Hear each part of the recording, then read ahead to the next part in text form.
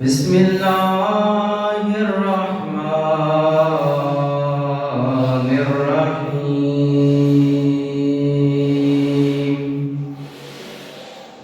وسيجنبها الأتقى الذي يؤتي ماله يتزكى وما لأحد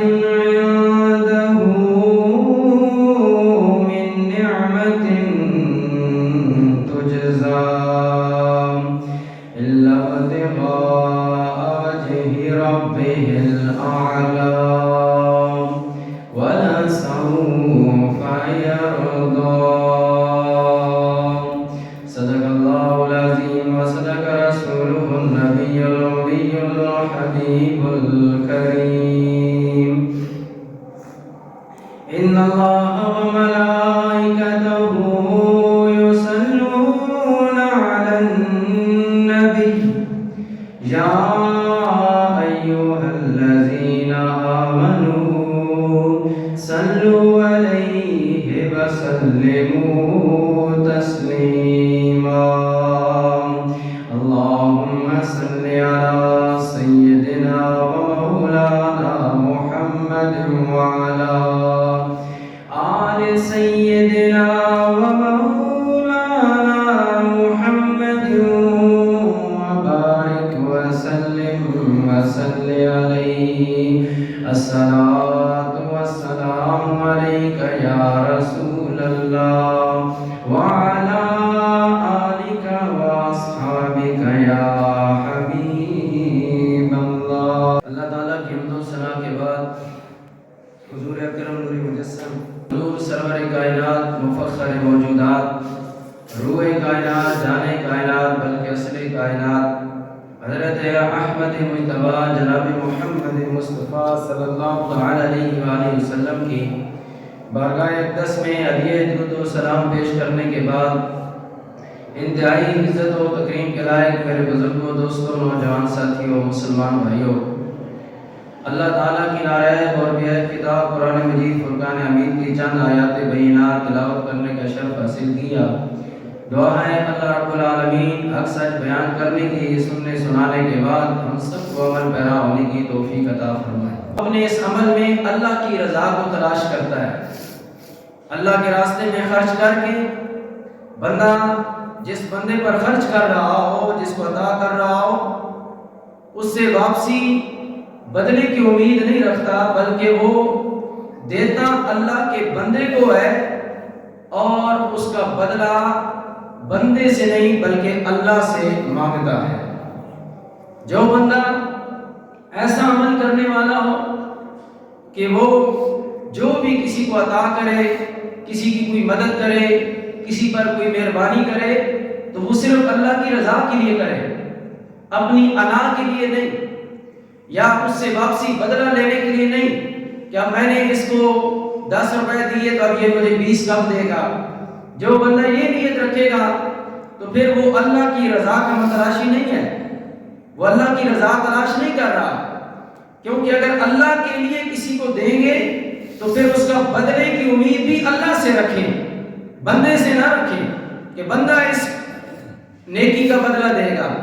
نیکی وہی ہوتی ہے جو اللہ کی رضا کے لیے کی جائے، اور جب بندہ اللہ کی رضا کے لیے نیکی کرے تو پھر اس نیکی کا بدلہ بھی اللہ تعالیٰ سے مانگے، بندے سے نہ مانگے، بندے سے امید نہ رکھے۔ اور جو بندہ نیکی کر کے کہے کہ جی میں نے نیکی کی ہے، پھر اس کی امید بھی بدلے کی امید بھی بندے سے رکھے جس سے نیکی کر رہا ہے، تو وہ نیکی نہیں ہے، وہ اس کا اپنا عمل ہے، اللہ کی رضا اس میں نہیں ہے، نہ ہی وہ نیکی ہے۔ نیکی وہی ہوتی ہے جو اللہ کی رضا کے لیے کی جائے اور اس کی بدلے کی امید بھی اللہ سے کی جائے، بندے سے نہ کی جائے۔ اللہ تعالیٰ نے فرمایا وَمَا لِأَحَدٍ عِندَهُ مِن نِعْمَةٍ تُجْزَىٰ إِلَّا ابْتِغَاءَ وَجْهِ رَبِّهِ الْأَعْلَىٰ۔ وہ بندہ جو اللہ کی رضا کو تلاش کرنے کے لیے کسی کے ساتھ نیکی کرتا ہے، کسی پر 4 پیسے خرچ کرتا ہے یا کسی کے ساتھ کوئی مہربانی اور شفقت والا معاملہ کرتا ہے تو وہ اللہ کی رضا کے لیے کرتا ہے۔ جب یہ عمل کوئی بندہ کرتا ہے تو اللہ تعالیٰ نے فرمایا إِلَّا ابْتِغَاءَ وَجْهِ رَبِّهِ الْأَعْلَىٰ وَلَسَوْفَ يَرْضَىٰ، اللہ تعالیٰ ان قریب اسے اپنی رضا کی سند عطا فرما دے گا۔ یعنی جو بندہ اس طرح کا عمل کرے گا، اللہ کی رضا کے لیے خرچ کرے گا، اللہ کی رضا کے لیے بدلے کی امید بھی اللہ سے رکھے گا،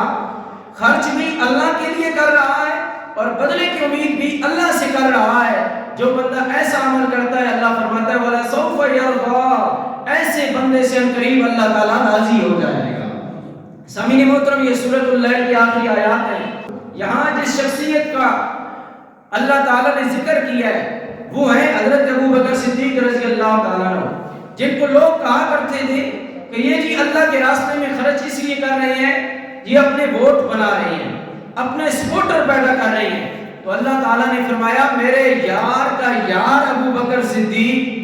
اس لیے عمل نہیں کر رہا کہ اپنے سپورٹر بنائے اور اپنے ووٹر بنائے، بلکہ یہ اللہ کے راستے میں غلاموں کو بھی آزاد کر رہا ہے، نوکروں چاکروں کو آزاد کر رہا ہے، اپنا مال اللہ کے راستے میں قربان کر رہا ہے، تو نمود و نمائش کے لیے نہیں کر رہا، لوگوں کی سپورٹ حاصل کرنے کے لیے نہیں کر رہا، لوگوں کو دکھانے کے لیے عمل نہیں کر رہا، بلکہ یہ عمل اللہ اور اللہ کے سونے حبیب اللہ کو راضی کرنے کے لیے کر رہا ہے۔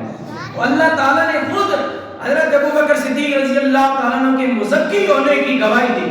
کہ یہ یتزکا، یہ اپنے نفس کی پاکیزگی چاہنے کے لیے، پاکیزگی کے لیے یہ خرچ کر رہے ہیں اللہ کے راستے میں کہ یہ اپنے نفس کو پاک کر لیں۔ حضرت ابوبکر صدیق رضی اللہ تعالیٰ عنہ کے پیش نظر ایک ہی چیز ہے کہ وہ میرا رب راضی ہو جائے، جب رب راضی ہو جائے گا تو سارا جگ راضی ہو جائے گا،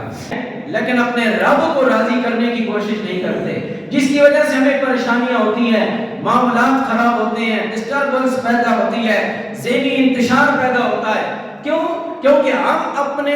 رب کو راضی کرنے کی کوشش نہیں کرتے، لیکن جو اللہ کے بندے ہوتے ہیں اور جن کو اللہ پر ایمان ہوتا ہے، اللہ پر یقین اور اعتماد ہوتا ہے اور اللہ کی رضا کے لیے نیکی کرتے ہیں، تو انہیں پھر بدلے کی امید مخلوق سے نہیں ہوتی، انہیں اپنے خالق سے بدلے کی امید ہوتی ہے۔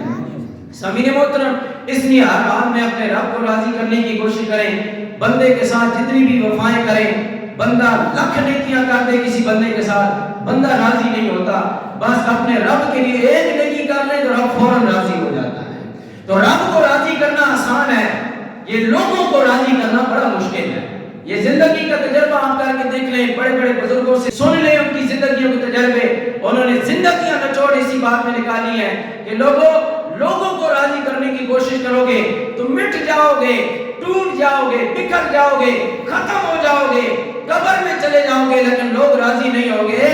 لیکن اگر اپنے رب کو راضی کرنے کی کوشش کرو گے، تھوڑے سا عمل بھی کرو گے تو رب فوراً راضی ہو جائے گا۔ رب تو ایک حضور علیہ السلام کا حدیث پاک ہے، ایک مکھی جتنا قطرہ بھی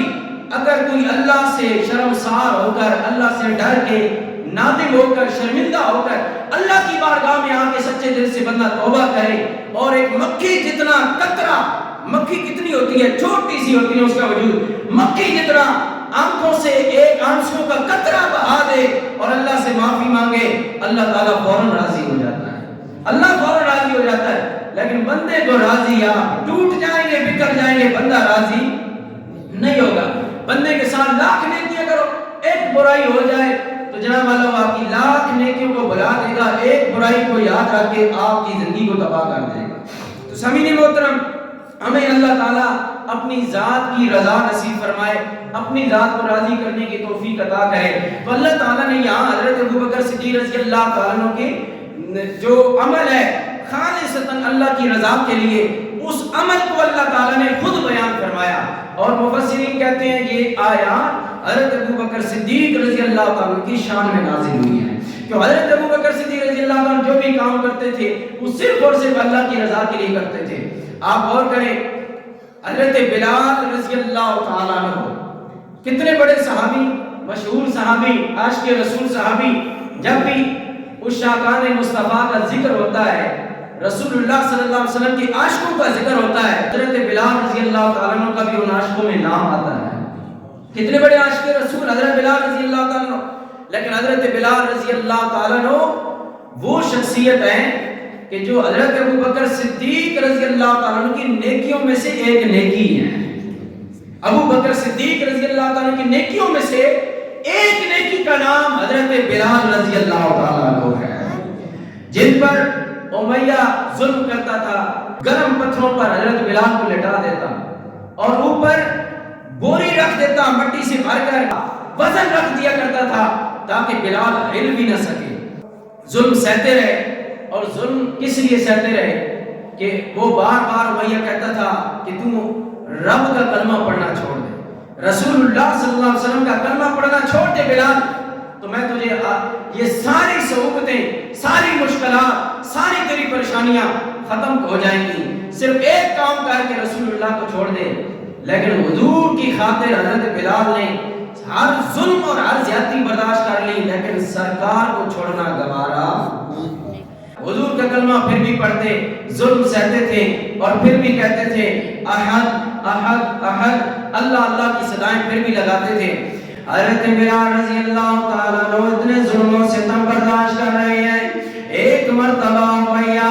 ظلم و ستم اسی طرح کر رہا ہے، حضرت بلال رضی اللہ تعالیٰ عنہ بخار کی وجہ سے تڑپ رہے ہیں، گرم پتھروں پر حضرت بلال کو امیہ نے لٹا دیا، اور حضرت بلال کر رہے ہیں، بار بار تڑپتے ہیں۔ حضرت بلال رضی اللہ تعالیٰ عنہ کا جب تڑپنا ابو بکر صدیق پاس سے گزرے، آپ سے رہا نہ گیا، آپ نے فرمایا اے امیہ ادھر آ، میرے ساتھ آج سودا کر لے، اس بلال کے بدلے میں جتنی قیمت چاہتا ہے لے لے، اس بلال کو آزاد کر دے۔ حضرت بلال کی قیمت ادا کر کے حضرت بلال کو آزاد کروا دیا۔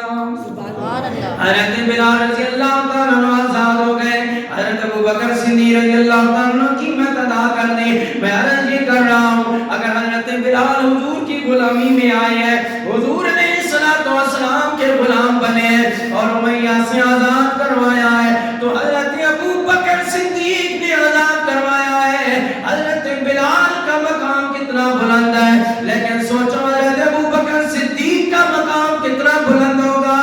کہ ابو بکر کی ساری زندگی کی نیکیوں میں سے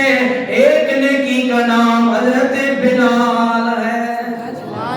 اب حضرت بلال نے اس کے بعد جتنے اعمال کیے، جتنا ساری زندگی حضور کے پیچھے نمازیں پڑھی، کلمہ درود پڑھا، جو کچھ بھی نیک اعمال کیے حضرت بلال نے، ان سب کا ثواب کس کو مل رہا ہوگا؟ حضرت ابو بکر صدیق رضی اللہ تعالیٰ عنہ کو مل رہا ہوگا، کیونکہ آزاد حضرت ابو بکر صدیق نے کروایا۔ حضرت ابو بکر صدیق کی آزادی کی بدولت حضرت بلال کو حضور کی غلامی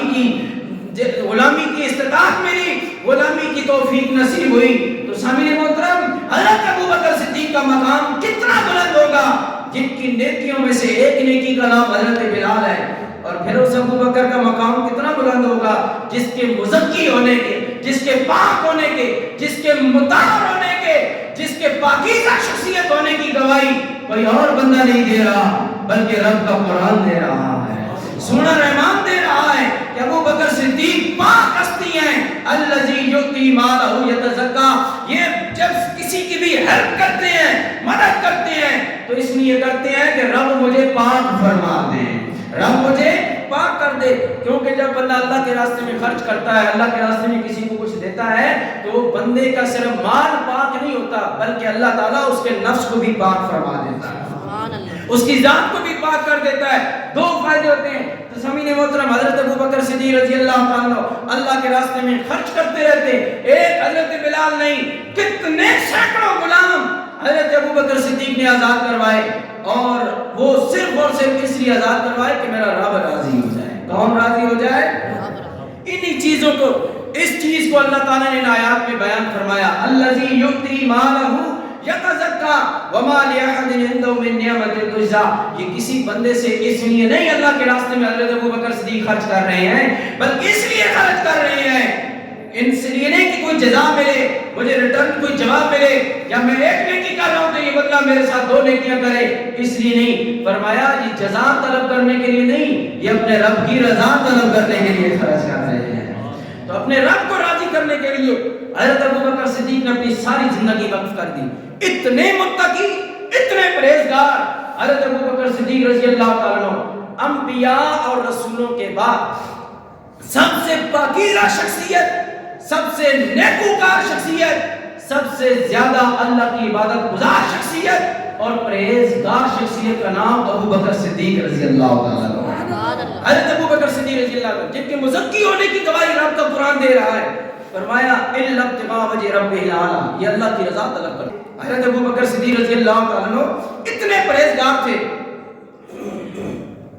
ابو نعیم رحمۃ اللہ تعالی علیہ، حافظ ابو نعیم رحمۃ اللہ تعالی علیہ، آپ اپنی کتاب کے اندر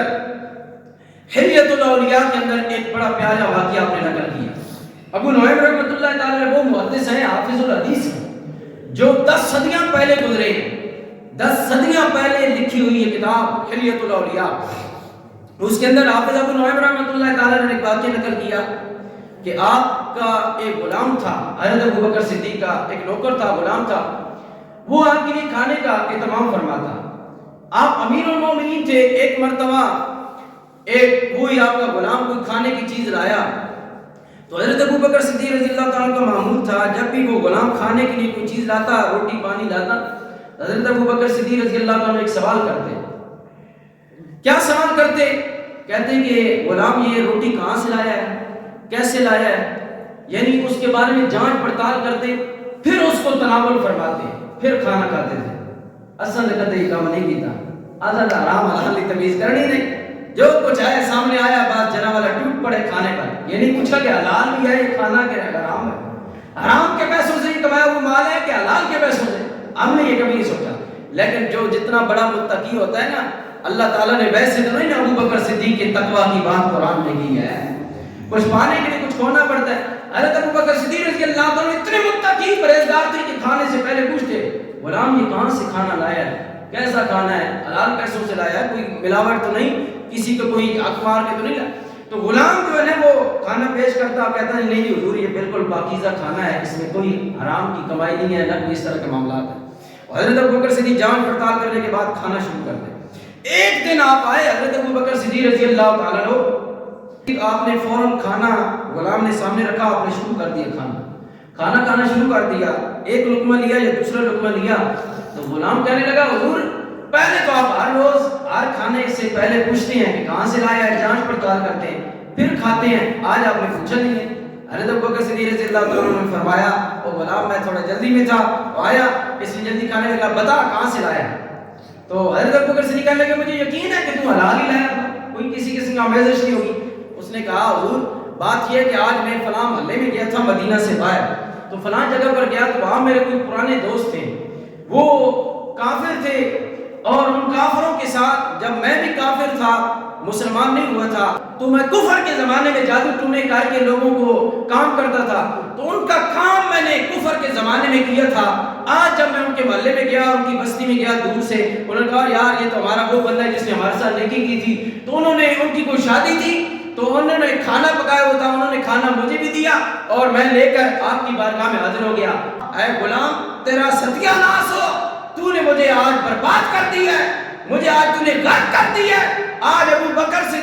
بکر کو تم مار دیتا تو یہ اچھا تھا، یہ کھانا تو نے مجھے کیوں کھلایا. حضرت ابو بکر صدیق فوراً اٹھے، غلام کو نوکر کو جھاڑتے ہوئے بے عزت کرتے ہوئے اٹھے اور اٹھ کر آپ نے اپنے حلق میں گلے میں انگلی مارنی شروع کر دی. انگلی مار مار کے تاکہ مجھے الٹی آئے اور جو 2 لقمے میں نے کھائے ہیں یہ باہر آ جائیں، میرے بدن کا حصہ نہ بن جائے، کہیں میرا خون میں شامل نہ ہو جائے. یہ خون کیونکہ کھانا ہضم ہونے کے بعد خون بنتا ہے، تو کہا کہ کہیں یہ میرے خون میں شامل نہ ہو جائے. انگلی مار رہے ہیں. کسی نے آ کر کہا ہے اور غلام نے حضور کیا بات ہے، کیوں اپنے آپ پر زیادتی کر رہے ہیں. کہا اس نے مجھے آج ہلاک کر دیا ہے، اس نے مجھے کافروں کا کھانا کھلا دیا ہے، اور میں ابو بکر نے 2 لقمے لیے ہیں، 2 نوالے لیے ہیں، میں ان کو باہر نکالنا چاہتا ہوں کہیں وہ میرے بدن کا حصہ نہ بن جائے. انہوں نے کہا حضور انگلی سے کھانا باہر نہیں آئے گا، پانی زیادہ سے زیادہ پیئے، پھر انگلی مارے. حضرت ابو بکر صدیق پانی پیتے رہے یہاں تک کہ الٹی کے ذریعے وہ 2 لقمے باہر، جب آپ الٹی آئی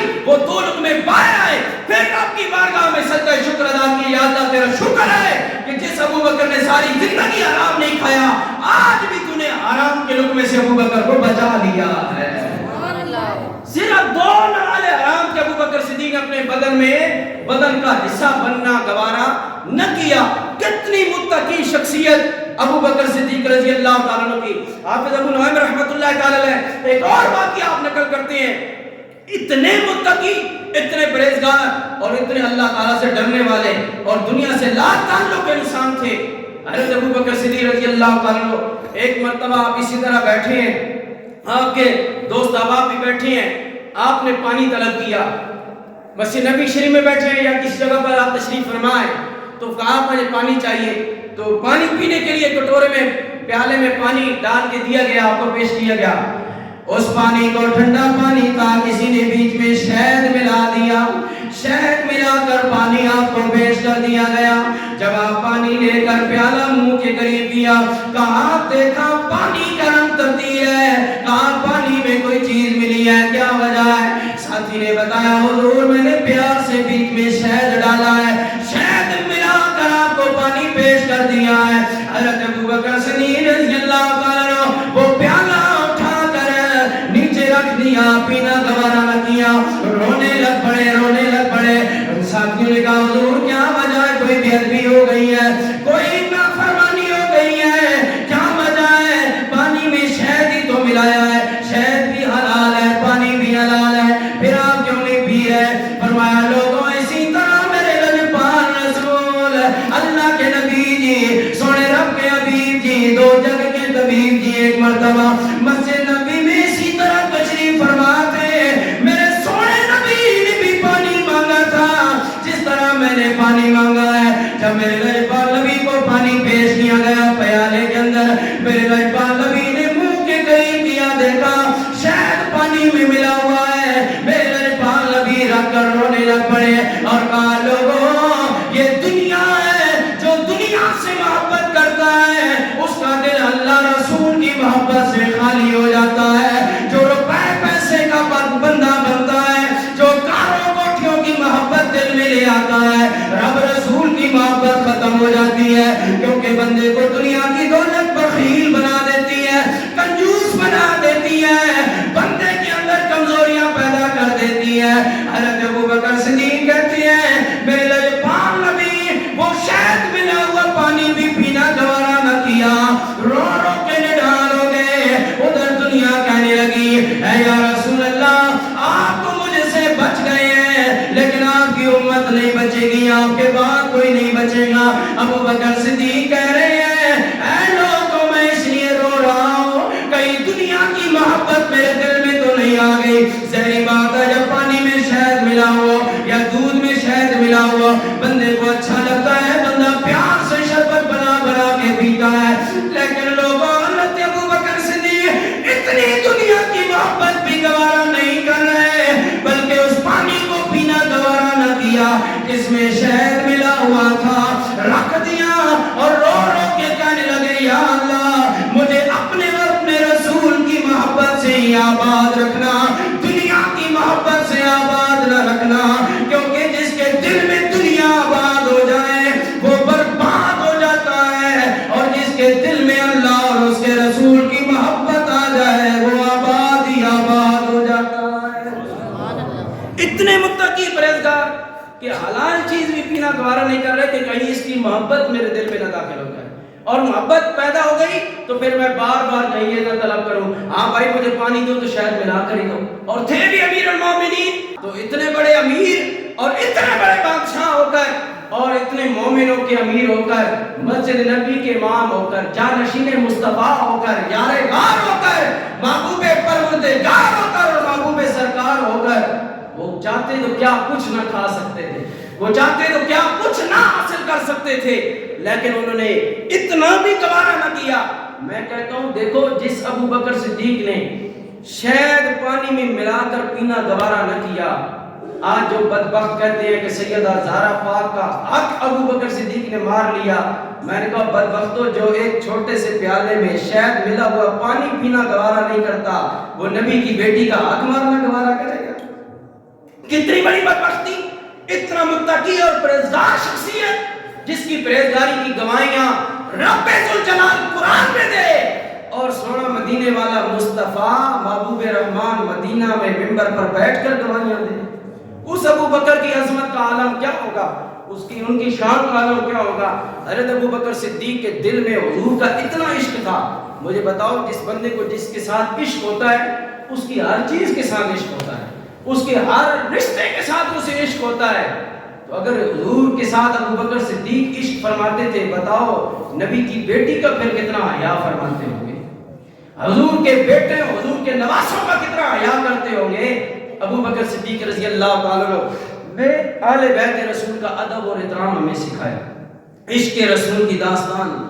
کیا میں عشق رسول کی داستان ابو بکر صدیق کی بیان فرماؤں؟ آؤ غار ثور میں لے چلتے ہیں آپ کو۔ غار ثور میں عشق رسول کی داستان۔ ہجرت کی رات ہے، میرے پاک نبی کریم علیہ السلام ابو بکر کو لے کر مکہ سے نکلے، مدینہ کی طرف روانہ ہوئے، لیکن حضرت ابو بکر صدیق کو میرے پاک نبی نے فرمایا، اے ابو بکر مدینہ ادھر ہے، حضور ادھر جا رہے ہیں۔ ابو بکر صدیق رضی اللہ تعالیٰ عنہ کی، یا رسول اللہ مدینہ کا راستہ تو یہ ہے، آپ ادھر غار ثور کی طرف جا رہے ہیں، مکہ سے اس طرف دائیں جانے جا رہے ہیں، بائیں جانے مدینہ ہے۔ میرے پاک نبی نے فرمایا ابو بکر غار ثور کی طرف چلیں گے، چند دن وہاں قیام کریں گے، اس کے بعد مدینہ کی طرف چلیں گے۔ ارے لوگوں نے یہاں بڑی تفسیریں بیان کی، علماء نے بڑی توجیحات ذکر کی، بڑی بڑی وجوہات بیان کی کہ حضرت ابو بکر صدیق کو میرے پاک نبی ادھر کیوں لے کر گئے غار ثور میں؟ مدینہ کا راستہ تو بائیں جانے تھا، اس راستے پہ جانے کی بجائے غار ثور کی طرف کیوں چلے گئے؟ میرے پاک نبی پاک کے غلاموں لوگ کہتے ہیں اس وجہ سے کہ میرے پاک نبی کی خفیہ تدبیر تھی تاکہ مکہ کے کافر جب پیچھا کرتے ہوئے آئے وہ مدینہ کے راستے کی طرف جائیں گے ڈھونڈنے کے لیے، ہم ادھر چلے جاتے ہیں۔ لیکن لوگوں یہ بات بھی اپنی جگہ پر آتے ہیں، لیکن اصل بات علماء اور عشاق اور صوفیاء نے جو بیان کی وہ فرماتے ہیں لوگوں اس لیے ابو بکر صدیق نے جس نبی کے لیے 50 سالہ زندگی میں قربانیاں دی تھی، طرح طرح کی تکلیفیں برداشت کی تھی، میرے پاک نبی پر اپنی جد جان لویال اور سب کچھ قربان کرنے والا ابو بکر صدیق، آج اس کی جزا کا وقت ہے۔ پہلے تو ابو بکر میرا دیدار کرتا تھا، آج ابو بکر کو اس جگہ پر دیدار کراؤں گا جہاں صرف خدا کی ذات ہوگی اور دوسری مصطفیٰ کی ذات ہوگی، تیسری ابو بکر کی ذات ہوگی۔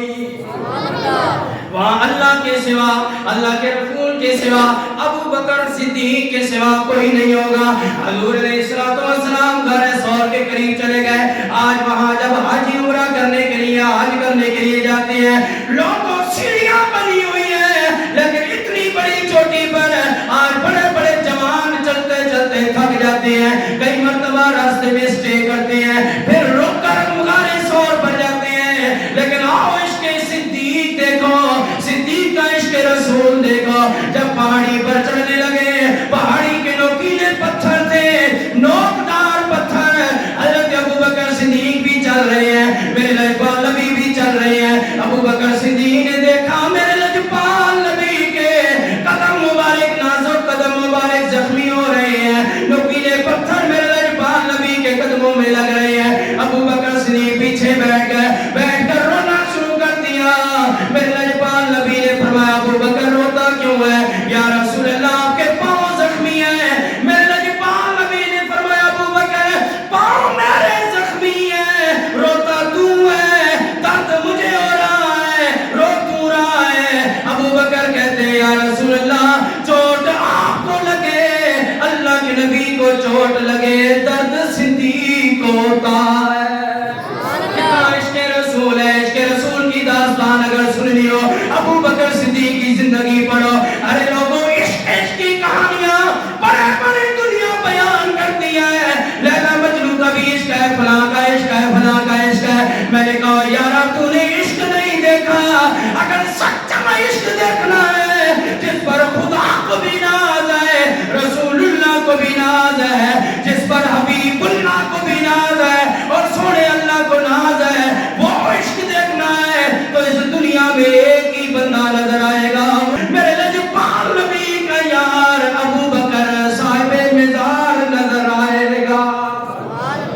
اگر عشق کی داستان سننی ہے ابو بکر صدیق کی زندگی کو پڑھو، حضرت ابو بکر صدیق رضی اللہ تعالیٰ عنہ۔ ارے لوگوں میرے لجپال نبی پاک کے غلام ابو بکر صدیق رضی اللہ تعالیٰ عنہ، نوکیلے پتھر میرے لجپال نبی کے قدموں میں لگ رہے ہیں، بیٹھ کر رونا رونے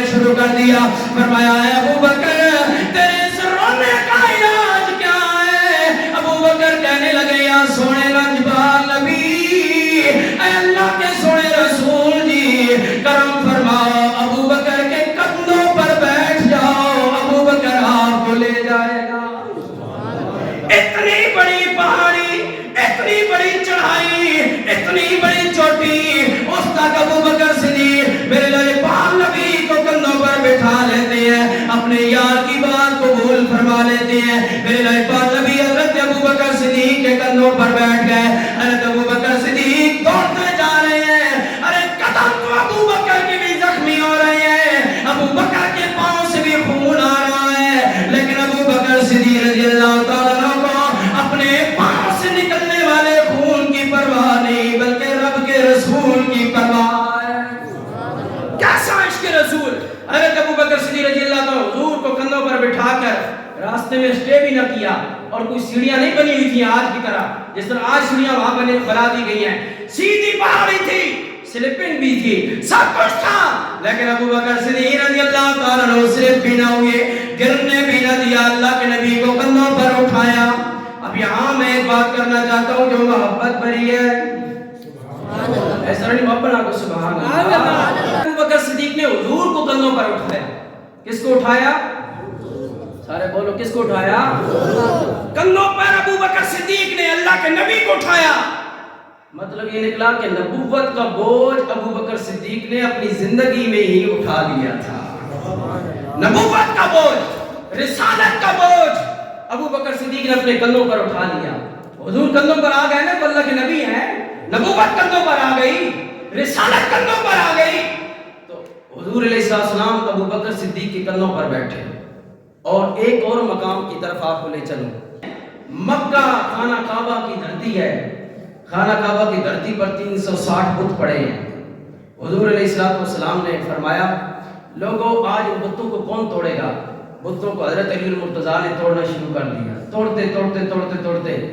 آخرکار بڑے بت آ گئے جہاں تک حضرت علی رضی اللہ عنہ کا ہاتھ نہیں پہنچتا تھا۔ حضور علیہ السلام نے فرمایا علی جی یا رسول اللہ ان بتوں کو بھی توڑ۔ یا رسول اللہ ہاتھ نہیں پہنچتا، فرمایا علی ادھر آ، نبی کے کندھوں پر چڑھ جا، نبی کے کندھوں پر چڑھ جا۔ مولا علی کو حضور اپنے کندھوں پر سوار کر رہے ہیں، حضور اللہ کے رسول ہیں، اللہ کے نبی ہیں، مولا علی کو اپنے کندھوں پر سوار کیا، فرمایا کلاڑا لے اب توڑ، اب تیرا ہاتھ پہنچ جائے گا۔ مولا علی فرماتے لوگوں ہاتھ بتوں تک کیا پہنچتا، لب کے نبی کے کندھوں پر چڑھا ہوں، ایسا لگتا تھا یا رسول اللہ آج تو آپ کے کندھوں پر چڑھ کے اللہ نے وہ کرشمہ دکھا دیا ہے، اب آپ اگر عرش پر کہیں تو علی آپ کے کندھوں پر بیٹھ کے عرش کو بھی ہاتھ ڈال سکتا ہے، عرش کو بھی ہاتھ ڈال سکتا ہے، اتنی اللہ نے پرواز عطا کر دی۔ اب یہاں نقطہ جو دینا چاہتا ہوں وہ کیا، ایک کے کندھوں پر اللہ کے نبی بیٹھے، وہ ہے ابو بکر صدیق رضی اللہ عنہ، مولا علی کو حضور نے اپنے کندھوں پر بٹھایا۔ اب یہاں بات کیا ہے جو 14ویں صدی کے لوگوں کے لیے ہے، جو حضرت مولا علی کی بات کرتے ہیں تو ابو بکر صدیق کا انکار کر دیتے ہیں، ابو بکر صدیق کی کچھ بندے بات کرتے ہیں تو مولا علی کی عظمت کا انکار کر دیتے ہیں۔ ایک سنی ہے جو مولا علی پر بھی جن جان قربان کرتا ہے اور مولا صدیق پر بھی اپنی جان جن جان قربان کرتا ہے۔ آپ کرتے ہیں تو بس کہتے ہیں سبحان اللہ۔ تو یہاں جو بات میں کرنا چاہتا ہوں، میرے لائبال نبی نے کو اپنے کندھوں پر بٹھا کر مولا علی کو کندھوں پر بٹھا کر فرما دیا اے لوگوں جس علی کو نبی بلند فرمائے اس کو کوئی نیچا نہیں کر سکتا، جس کو اونچا میرا نبی کرے، جس کو اونچا میرا یہ میں رکنا چاہتا کہ سمجھ بھی آنی بھی کہ سر وچ مسئلہ آئے،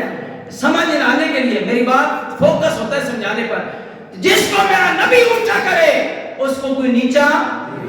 نہیں کر سکتا۔ یہ میرے لائبال نبی نے اپنے کردار سے بتا دیا، علی کو کندھوں پر بٹھا کر مکہ کے خانہ کعبہ کے بتوں کو توڑوا کے بتا دیا جس علی کو میرا نبی اونچا کرے اسے کوئی نیچا نہیں کر سکتا۔ ابو بکر حضور کے جانشین بنے، یہ دلیل ہے کہ حضور کی نبوت اور رسالت کا بوجھ انہوں نے اپنے کندھوں پر اٹھایا، زندگی میں اللہ کے نبی نے اشارے فرما دیے۔ اب آئیے حضرت ابو بکر صدیق رضی اللہ تعالیٰ عنہ جا رہے ہیں، हुजूर अलैहिस्सलाम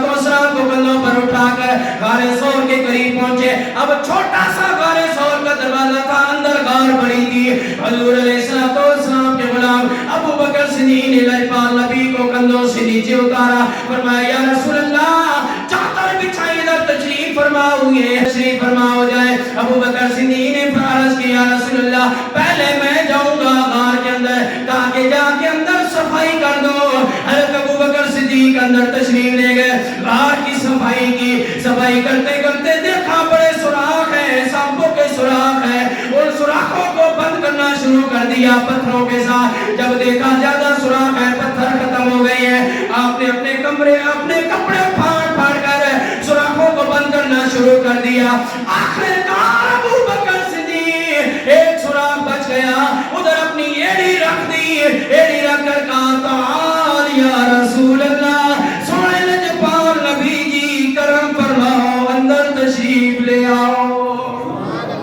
हज़रत अबू बकर सिद्दीक रज़ियल्लाहु ताला ने पहले सफाई की, सफाई करके लजपाल रसूल को गारे सौर के अंदर दाखिल फरमाया। अब कोई कौन होता है ऐसा आशिक, हर कोई मुश्किल वक्त में पीछे हटने की कोशिश करता है, अपनी जान बचाने की कोशिश करता है, लेकिन अबू बकर सिद्दीक अपनी जान की परवाह न की, बल्कि सोने लजपाल नबी की आन की परवाह की,